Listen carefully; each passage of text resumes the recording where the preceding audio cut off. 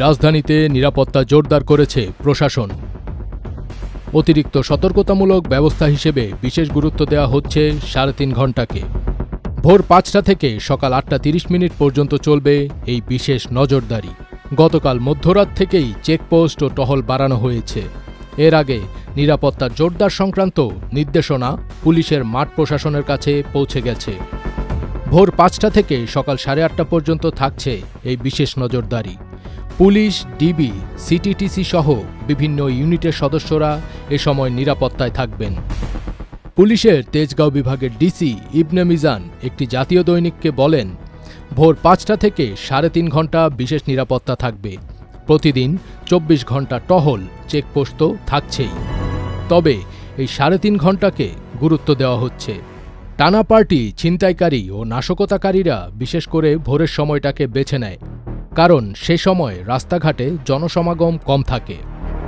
আইনশৃঙ্খলা রক্ষাকারী বাহিনীর কর্মকর্তারা বলেছেন, রাজধানীর পরিস্থিতি স্বাভাবিক রাখা এবং নৈরাজ্য রোধ করতে সকল ধরনের পদক্ষেপ নেওয়া হবে।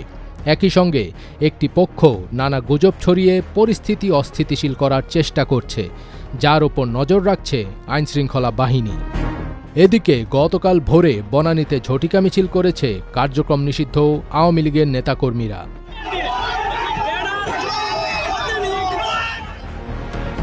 রোববার ধানমন্ডিতে একই কর্মসূচি পালন করে দলটির নেতাকর্মীরা।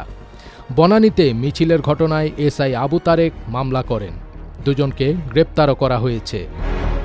একাধিক সূত্র জানায়, রাজধানীর পরিস্থিতি নিয়ে কয়েকটি বৈঠক হয়েছে।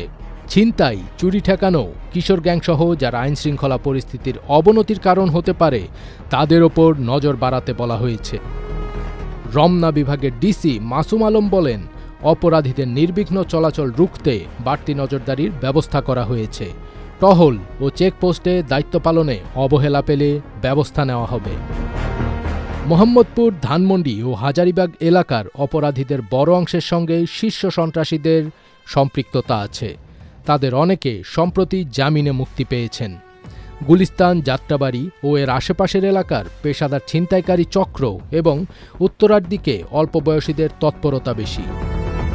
এসব রোধ করতেই এই বিশেষ ব্যবস্থা নিয়েছে প্রশাসন।